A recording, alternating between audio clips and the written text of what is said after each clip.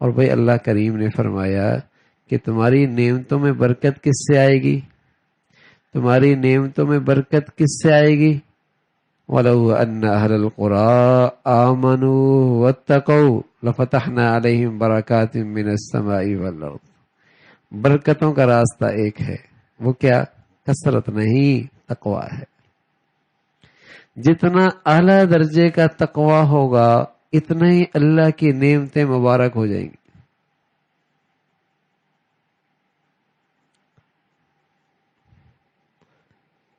نعمتیں اس کام میں آئیں جس کام کے لیے وہ ہیں، تو اس کا نام برکت ہے۔ تو کس سے آئیں گے یہ؟ تقوی سے۔ نعمتوں کا نفع بڑھ جائے کس سے ہوں گی؟ تقوی سے۔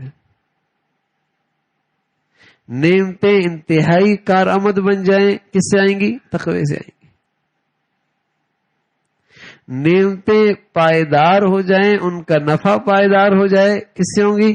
تقوی سے ہوں گی۔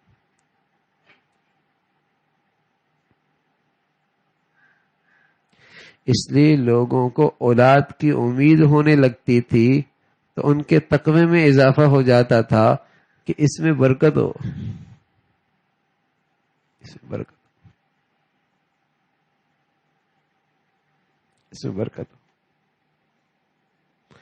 مال کمانے میں، اکٹھا کرنے میں احتیاط کرتے تقوی، تاکہ اس میں برکت ہو، ورنہ کس کام کے میاں آگ کے انگارے گھر میں اکٹھا کرنا کون سی دانش مندی ہے؟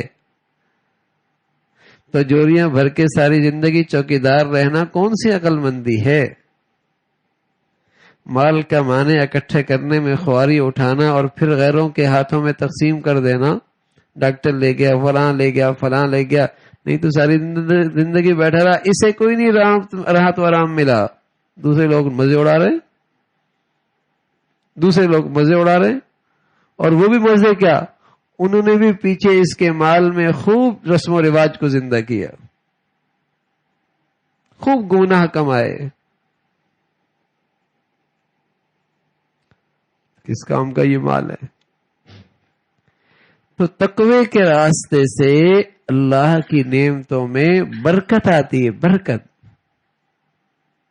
برکت، کہ نعمتوں میں نفع زیادہ ہو، نعمتیں پائیدار رہیں، کارآمد رہیں، جس مقصد کے لیے وہ نعمت ہے اس مقصد کے لیے وہ نعمت کام آئے،